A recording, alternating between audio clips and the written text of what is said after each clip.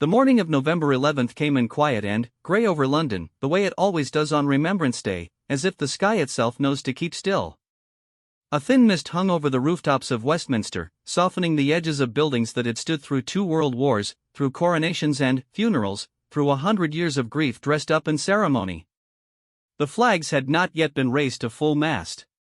The roads around Whitehall were already being closed off, metal barriers clicked into place by officers in high-visibility vests who moved with the practiced boredom of people who had done this exact thing every single year and expected today to be no different from any other. But today was going to be different. Nobody knew it yet. Not the officers setting up the barriers. Not the dignitaries already being chauffeured across the city in dark cars with tinted windows. Not even the little girl who was, at that very moment, sitting in a room inside Buckingham Palace being helped into her outfit by a woman who had been dressing members of the royal family for longer than most people had been alive. Princess Charlotte was 10 years old. She had her mother's eyes watchful, warm, taking in everything, and her father's stillness, that particular kind of royal composure that looks like calm from the outside but is something more complicated on the inside. She had grown up knowing that the world was watching her. She had grown up understanding, in the way that children raised in extraordinary circumstances understand things, that her life would always be lived in public and that there was a certain weight to that, a certain responsibility, that she had inherited not just from her parents but from generations of people whose portraits lined the walls of palaces she had learned to walk through without running. She had also grown up with her mother, Catherine, Princess of Wales, who believed quietly, firmly, and without compromise that royal children should be raised as children first. That they should know how to make their own beds. That they should say please and thank you. That they should understand why the people standing outside in the cold on a November morning had come there and what it meant to them, and that a title was not something that excused you from basic human decency but something that made it more important, not less. Charlotte had listened. Charlotte had learned. She was not nervous getting dressed that morning. Nerves were for people who hadn't prepared. She had attended Remembrance Day services before. She understood the protocol, the silence, the wreath-laying, the careful choreography of a ceremony that had been refined over decades to honor the dead without making a spectacle of the grief. She knew where to stand and when to bow her head and how long the silence lasted. She knew the sound a wreath makes when it is placed against stone. What she did not know, what nobody knew, was that something was going to happen that morning that would not be in any program or schedule. Something small enough that most of the crowd would not even see it clearly but significant enough that people would still be talking about it years later. The procession from the palace to the cenotaph was a thing of extraordinary organization. Hundreds of moving parts, coordinated across multiple agencies, with military precision, because it literally was military precision, because the military was running most of it. Generals and admirals in their full-dress uniforms, medals arranged in careful rows across their chests, moved through the crowd of dignitaries with the authority of people who had spent their entire careers being obeyed. Staff officers hovered at the edges. Aides-de-camp carried schedules folded into precise rectangles. General Marcus Alderton, not his real name, but close enough to the real one, was one of the senior military figures present that day. He was the kind of man who took up space in a room even when he was trying not to. Tall, broad-shouldered, decorated with the specific weight of a long career in service, he had the face of someone who had made hard decisions and lived with them and did not regret the living with them, though perhaps occasionally the decisions. He was not an unkind man. He was not a cruel man. But he was a man who had spent 40 years in an institution that ran on hierarchy, and hierarchy has a way of quietly convincing people that their rank gives them a kind of correctness that extends beyond military matters. He moved toward the spot where the royal family were assembling, and, in doing so he moved toward Charlotte, who was standing precisely where she had been told to stand, in the position she had been assigned, doing exactly what was expected of her. He told her, in the way that a general tells people things, not rudely, but firmly, with the certainty of someone who does not expect to be questioned, that she was standing in the wrong place. She was not standing in the wrong place. Charlotte looked at him. There was a moment, just a breath, really, the length of a single heartbeat, where something crossed her face. Not anger.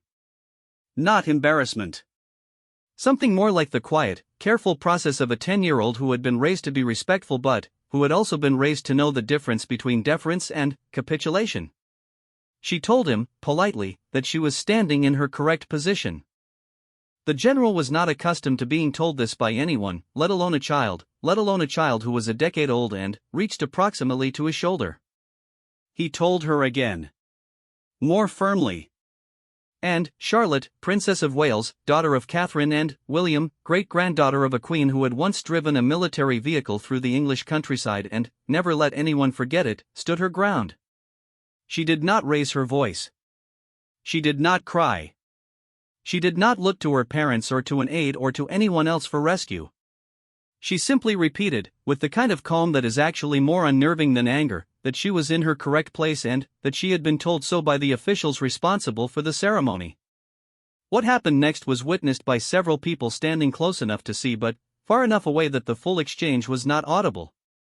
A senior aide materialized. These people have a gift for materialization at exactly the right moment and confirmed, quietly, to the general, that Princess Charlotte was indeed standing exactly where she was supposed to be standing.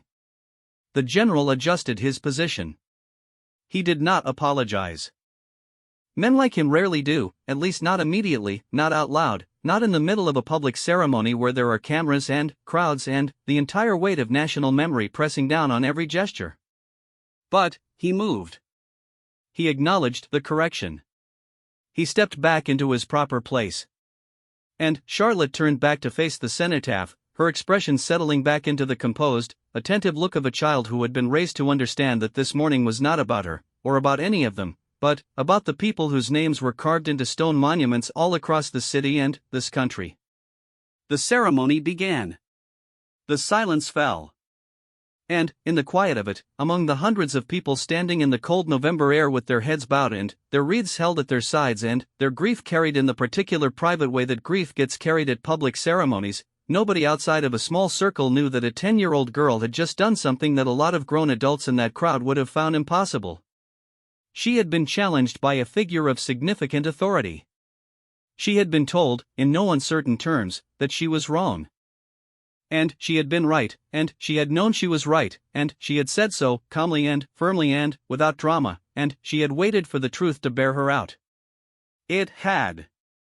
What Charlotte could not have known in that moment, standing there with her hands clasped and her eyes forward as the first notes of the last post rose into the grey London sky, was that a handful of people had seen exactly what happened. A handful of people who worked in journalism, in royal correspondence, in the quiet machinery of reputation that surrounds any public family. A handful of people who recognized, with the specific instinct of people trained to notice things, that they had just watched something worth noticing. The crowds outside the barriers stretched back further than they usually did. London had been drawing bigger Remembrance Day crowds in recent years, something about the times, something about the particular hunger people had begun to feel for ceremony that meant something, for collective memory, for standing in the cold next to strangers and agreeing that the past mattered. Children sat on their parents' shoulders. Old men in their own mettle stood in rows near the front, not because they had pushed to the front but because people had instinctively made way for them. One of those old men, standing near the front of the crowd, had served in a conflict that most of the children around him had only read about in school. He was 83. He had come to London from a town in the north of England that took 11 hours by train, and he had done it every year for 20 years because, he said, it was the only day of the year when he felt like the people he had lost were still somewhere close. He could not have told you what was happening in the assembly area behind the barriers. He had not seen the exchange between a child and a general. He was watching the cenotaph, his eyes watering slightly in the November wind, his hands steady despite the cold. He was the reason the ceremony existed. He was the reason Charlotte stood where she stood. She understood that, at 10 years old, in a way that not every adult in that crowd fully understood it. Her mother had made sure of it. Not through lectures or formal instruction but through the particular kind of education that happens in ordinary moments, standing together in a museum in front of a photograph, sitting at a kitchen table reading something out loud, being asked a question and, then, being listened to when you answered. Catherine had always listened when her children answered questions. It was one of the things people who knew the family privately said about her, that she treated her children's thoughts as things worth taking seriously, which is both simpler and rarer than it sounds. William had done the same, in his different way. He carried his own weight of royal memory, his own grief, things that had shaped him before his children were born, and he had tried, carefully, imperfectly, in the way that fathers try, to give his children the roots that would let them bend without breaking. Charlotte had watched him at ceremonies like this one before. She had watched the way he held himself. The way his face changed when the music started. The way he was, in those moments, not the future king but simply a man who had lost people he loved and was standing in public with that loss and letting it be what it was. She had filed all of it away somewhere behind her watchful eyes. Now she stood with it, in the cold, in her correct position, as the ceremony unfolded around her with all the careful weight of 100 years of remembering. The wreath she would carry had been prepared that morning. Dark laurel leaves, deep red poppies, a ribbon in the colors of her family. It was heavier than it looked. She had practiced holding it. She knew the walk, the number of steps, the angle of approach, the moment to stop and bow her head before setting it down against the stone. She had practiced all of it. She had stood her ground. And, in a few minutes, she would walk forward and add her family's wreath to the gathering rings of flowers at the base of the cenotaph, in front of the old man with the watering eyes and the 11-hour train journey and 20 years of coming to this same spot because the people he had lost deserved to be remembered. None of that was small. None of it. The city breathed around her, gray and quiet and old, full of ghosts that deserved to be honored, and Charlotte, 10 years old, stood in her correct place and prepared to honor them. The 2 minutes of silence at the cenotaph are unlike any 2 minutes anywhere else in Britain. People who have never stood on Whitehall during those 2 minutes, who have only watched the ceremony on television, with the narrator whispering softly over footage of bowed heads, sometimes say they understand what it feels like. They do not. Not entirely. Television cannot give you the particular sensation of standing among thousands of people who have all, collectively, decided to be silent together.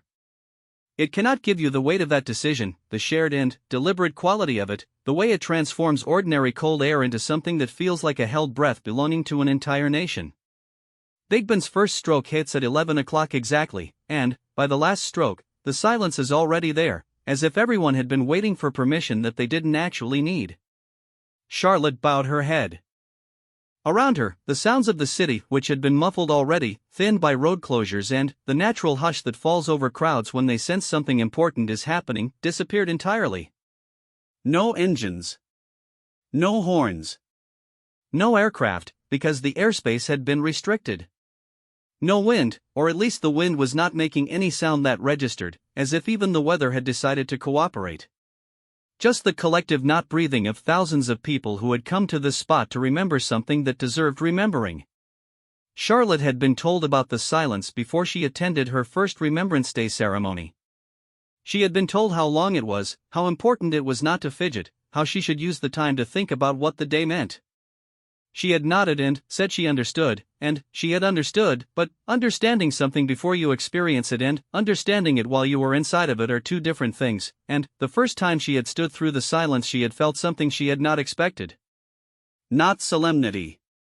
She had expected solemnity. What she felt was something closer to the sensation of being very small in a very large space, but in a way that was not frightening.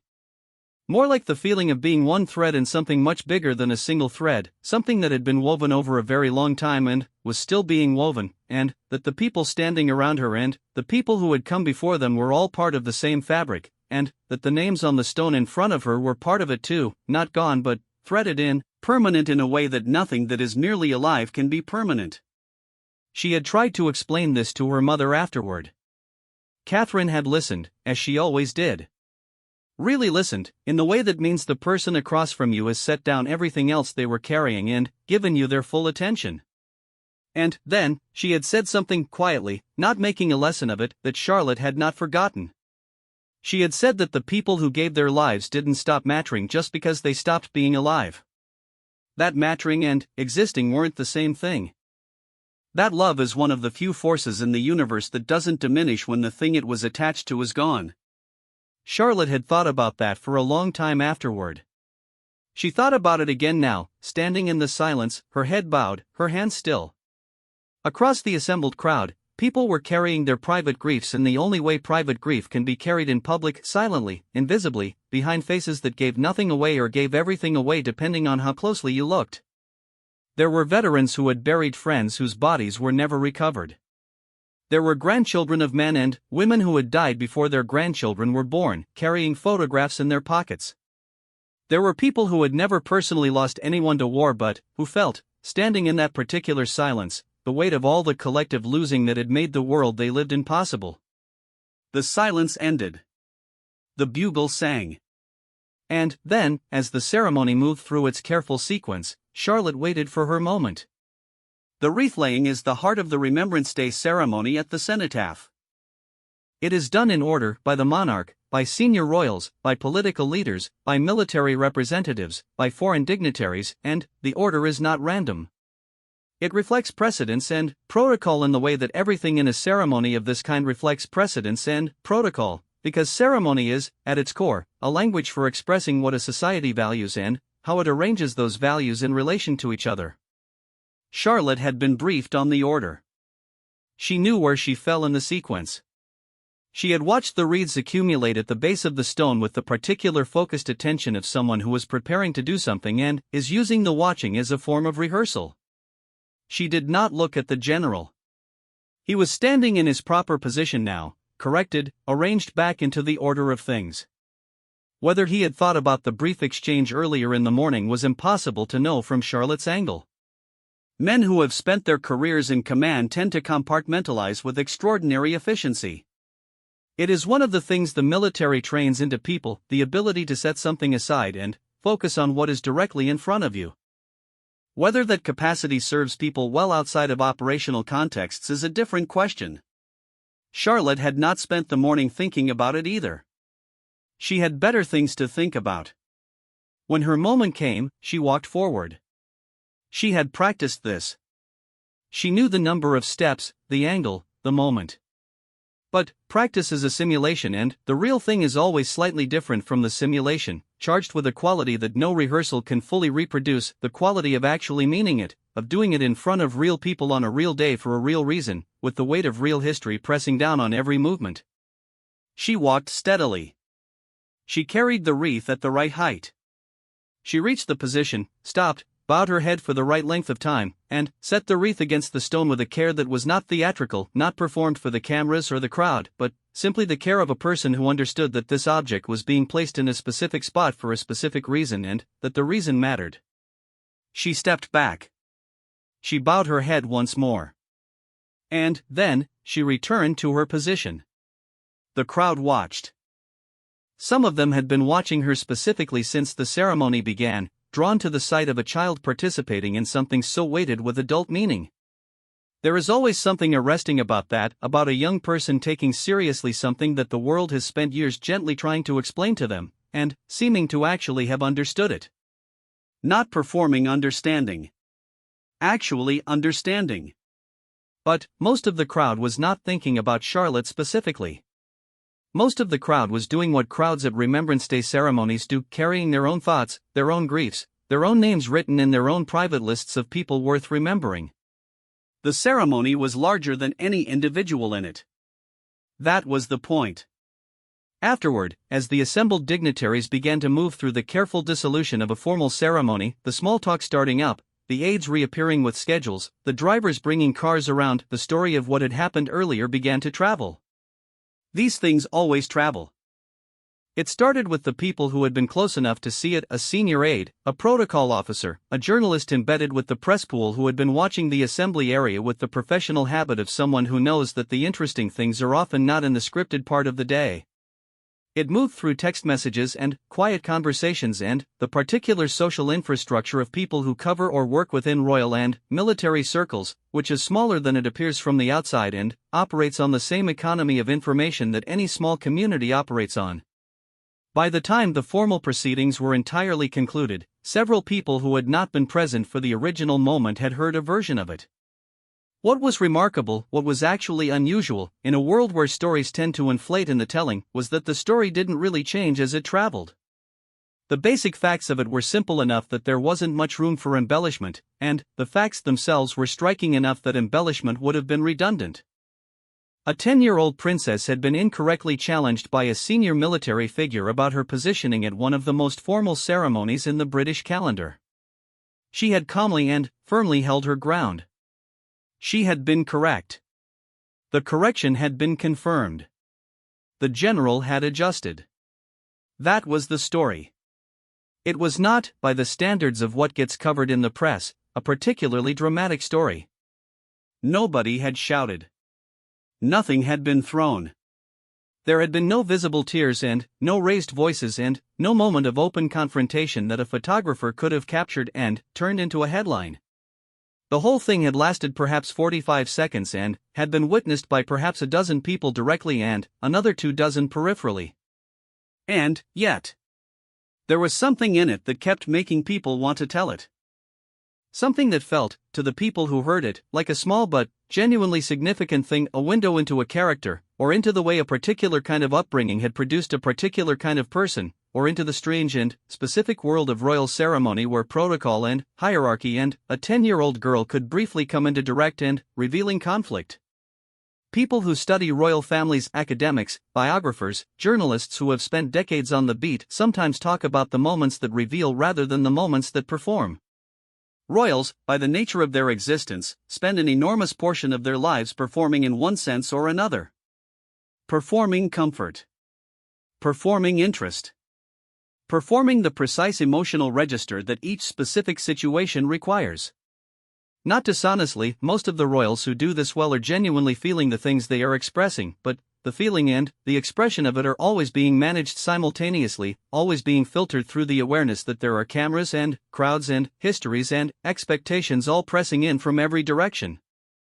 The moments that reveal are the ones that happen in the cracks of the performance. The unguarded blink, the reflexive response, the thing that happens before the management kicks in. Charlotte's response to the general had been managed.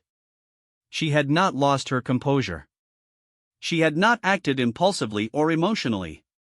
But it had been managed by a 10-year-old who had processed the situation, assessed it correctly, decided on a response, and executed the response all in the space of a single breath, and that was, in its own way, the most revealing thing of all.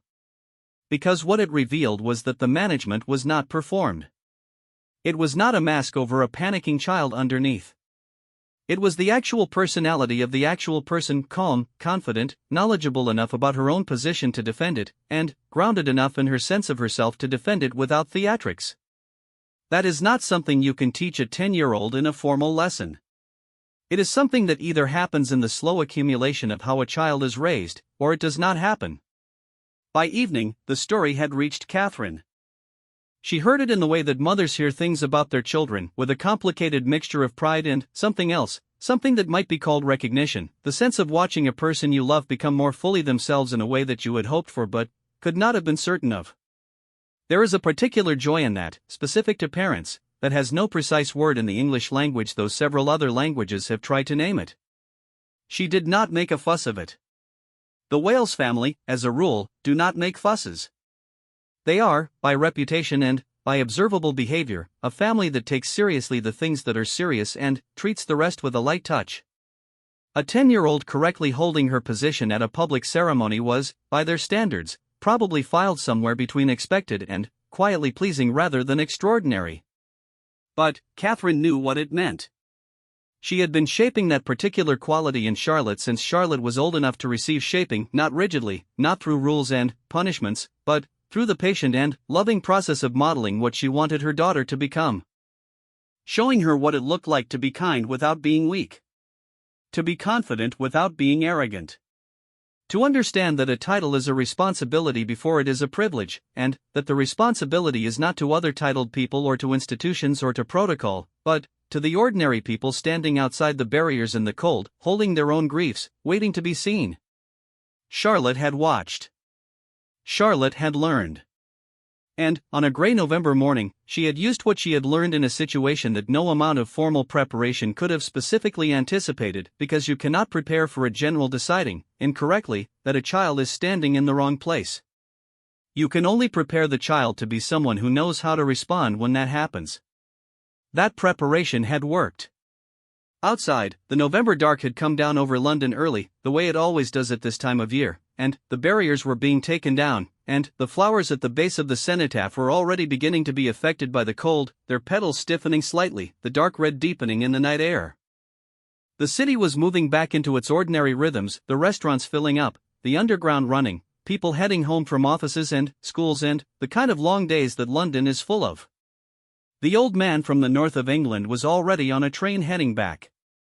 He had done what he came to do. He had stood in the right place and thought about the right things and given the people he had lost the only thing still available to give them, which was his presence and his memory and the 20-year commitment of making a long journey to a cold street to stand with a city that was trying, imperfectly and continuously, to remember what it owed. He would come back next year. He always came back. And next year Charlotte would probably be there again, a year older, a year more herself, carrying the slow accumulation of understanding that would eventually make her. The people who had watched her carefully over the years already suspected this someone genuinely significant, not because of her name or her title but because of the particular person forming quietly behind those watchful eyes. Today, she had stood in her correct place. That was enough. That was, in fact, a great deal. The story broke properly 3 days later. Not in a tabloid, as these things sometimes do, rushed into print with blurry photographs and breathless framing designed to generate maximum reaction with minimum context. It broke in the way that stories about genuine character tend to break, which is slowly and from multiple directions at once, with people gradually piecing together the same account from different sources until enough of the pieces were in the same place that someone decided to write it down formally and put it out into the world. A royal correspondent for a broadsheet heard it from a contact in the ceremony's organizing team. A former palisade heard it from someone who had been standing in the right place at the right time. A retired military officer who had been present at the edges of the morning heard it from a colleague and called the journalist he trusted most. These things have a way of converging. When the story was finally published quietly on a Wednesday afternoon, without the kind of promotional apparatus that surrounds a big exclusive, it did something that most published stories do not do. It stayed.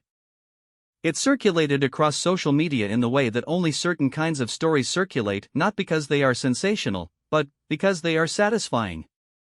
Because they offer something that the ordinary news cycle, with its grinding carousel of crisis and outrage and institutional failure, does not often offer. A clean, simple story about a person who did the right thing in a small but specific situation. People who follow royal news shared it. People who never normally follow royal news shared it. It crossed the usual demographic lines that divide online audiences, the age lines, the political lines, the lines between people who think the monarchy is a vital institution and people who think it is an anachronism and people who have never formed a clear opinion one way or the other. All of them seemed to find something in it that they wanted to pass on. The comments were, for once, almost uniformly positive. Some people focused on Charlotte. They noted her composure, her knowledge of her own position, her willingness to hold firm. They compared her to her great-grandmother, which was inevitable and not entirely wrong. The late Queen had been famous, among many other things, for a particular quality of unflappable self-possession that people sometimes mistook for coldness but was actually something closer to an extraordinary depth of inner stability. The comparison was not a perfect one. Charlotte is her own person, growing up in a different world, shaped by different forces, but it was not meaningless either. Some people focused on what the moment said about her parents. This was the angle that seemed to resonate most deeply, at least among the people who wrote longer things about it, the columnists and the bloggers and the people who write thoughtful threads that occasionally produce genuine insight before being buried by the next news cycle. The argument these people made was straightforward: a child does not arrive at that kind of calm, self-aware, grounded confidence by accident. It is built. It is built slowly, over years, through the specific texture of how a family operates and what they value and how they treat a child's inner life. Catherine, Princess of Wales, had been photographed at Remembrance Day ceremonies for years. She had been photographed at every kind of public event that the royal calendar demands.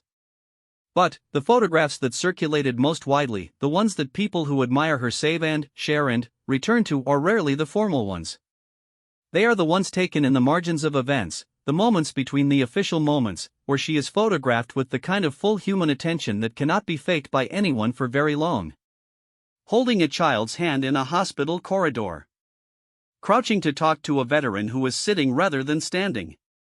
Laughing, genuinely, at something a schoolchild has said, with her whole face in it. She is someone for whom the purpose behind the ceremony has always seemed to matter more than the ceremony itself. And this is what she had given her daughter. Not the ceremony. The purpose behind it. Charlotte had stood in her correct position not simply because she had been told the correct position. She had stood there because she understood why positions at a ceremony like this one exist, because they are a form of language, expressing something about what a society chooses to honor and how it chooses to honor it, and because expressing that thing correctly matters, not for the sake of the protocol itself but for the sake of what the protocol is trying to say. She understood that standing in the wrong place at the cenotaph is not merely a procedural error. It is a small failure of the larger communication. And she cared enough about the larger communication to refuse to let it fail. That is not a simple thing to understand. Most adults at most formal occasions understand protocol as a system of rules to be complied with in order to avoid embarrassment. The rule exists, you follow it, you move on. The rule's reason for existing is a separate matter, not always examined. Charlotte seemed to understand the rules and the reasons simultaneously, which is something that tends to arrive in people only after a long period of experience or a particular kind of upbringing. She was 10. The military community's response to the story was interesting and, to some observers, unexpected. It would have been easy to predict that military figures, or people with strong attachments to military culture and hierarchy, would have been defensive about the general. The military runs on hierarchy. It trains people into hierarchy from their earliest days of service. The idea that a senior officer could be corrected by a child, any child, regardless of title, cuts against instincts that have been cultivated over years in an institution built on the authority of rank. But the military community's response was largely not defensive. It was, in fact, frequently the opposite. Veterans and serving officers who commented on the story online, in letters to newspapers, in conversations that were later reported, tended to focus not on the general's error but on Charlotte's response to it. They noted, in the particular language of people who understand what specific qualities look like when you train them and what they look like when you encounter them naturally, that she had done exactly what a well-trained junior officer does when incorrectly challenged by a more senior figure. She had stated her position calmly, provided her reasoning, and waited for verification rather than either backing down or escalating. This is harder than it sounds. The temptation when challenged by authority, especially overwhelming, decorated, physically imposing authority, is to do one of two things.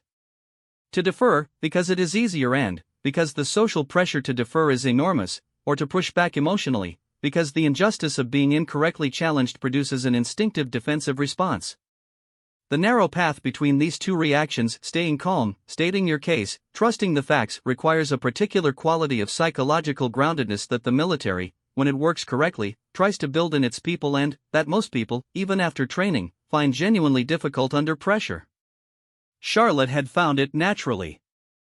A 10-year-old had found it naturally, in public, at one of the most formal ceremonies in the British calendar, under a form of social pressure that most adults would have found difficult to resist. This is what the military observers were noting. They were not saying that the general was wrong in any particularly shocking way. People make errors of positioning at complex ceremonies, and a senior officer assuming he knows the arrangement better than he does is a recognizable type of mistake. They were saying that Charlotte's response was right in a particularly notable way. And they were saying, with the directness that military culture tends to favor, that they were impressed. The conversation around Charlotte, who she is becoming, what role she will eventually play, has always been conducted in a slightly different register from the conversation around her brother George. This is partly about primogeniture, about the fact that George as the eldest son stands closer to the line of succession in a way that naturally focuses more public attention on him and more institutional preparation toward him. But it is also about Charlotte herself. There is a quality in her observable across years of public appearances, across hundreds of photographs taken at hundreds of events, that is not easily named but is consistently present. A particular alertness. A quality of attention that is turned outward, toward the world and the people in it, in a way that is neither performing interest nor performing indifference but simply, genuinely noticing. She notices things. She registers them. And she files them away somewhere behind those quiet eyes and they become part of how she understands the world. People who have spent time around her, who have met her at public events, or who know people who know the family, sometimes describe a version of this. They talk about the sense of being actually seen rather than graciously acknowledged. They talk about questions that catch them off guard because they are more specific than expected. They talk about a presence that fills a space without filling it loudly, which is the rarest kind. The institution she was born into has, over the past few decades, been asked to justify itself in ways it has not always been asked before. The question of what the monarchy is for, what it does that could not be done another way, what value it provides that a republic with an elected head of state could not provide, is asked more openly and, more often than it once was. The answers given have varied in their persuasiveness. One of the more compelling arguments, not the only one, but one of the more compelling, is that a constitutional monarchy, at its best, provides something that elected political leadership structurally cannot provide: continuity, nonpartisanship, and the specific kind of symbolic weight that comes from a person whose role is not power but representation. The argument is that a head of state who earns their position through democratic competition will always be, in some sense, a participant in the political contest. A head of state whose role is inherited is freed from that contest can be, at their best, the embodiment of something that belongs to everyone rather than a faction. This argument depends, entirely, on the people who fill those roles being the kind of people who genuinely understand and inhabit the representational function rather than merely performing it. Charlotte, at 10, is far too young for anyone to make confident predictions about who she will be at 30 or 40 or 60. The world she will live in, the challenges she will face, the ways in which the institution she has been born into will have changed by the time she occupies a significant role within it, none of this can be known yet. History is not a trajectory. It is a series of unexpected events that reshape the landscape every few years in ways that make all previous predictions look overconfident. But character, the people who study it seriously tend to argue, is laid down early. Not determined early. People change, people grow, catastrophe and love and time all alter who we are, but established early in ways that tend to persist. The core qualities, the foundational dispositions, the things that come up naturally under pressure rather than having to be consciously summoned, these tend to be visible in people long before they have grown into the circumstances that will most fully test them. What was visible in Charlotte on a November morning on Whitehall was a set of qualities that, in a person who will spend their life as a public figure, matter enormously. She knew where she was supposed to be and why. She did not abandon that knowledge under pressure. She communicated it calmly, without escalating and without capitulating. She waited for the truth to bear her out, trusting that it would. And, when it did, she turned back to the ceremony. She did not make it about herself. The poppy has been the symbol of remembrance since shortly after the First World War, its red drawn from the flowers that grew over the battlefields of Flanders, from the particular quality of that specific soil, from the deaths of a specific generation of young men who had gone to a specific war and not come home. Over time it has become the symbol of all wars dead, of all the people and all the conflicts who gave something that could not be given back, in service of a country that asked it of them and has been trying ever since to be worthy of the asking. Charlotte, in placing her wreath, had added her family's mark to the accumulation of that symbol. As she had done before. As she would do again.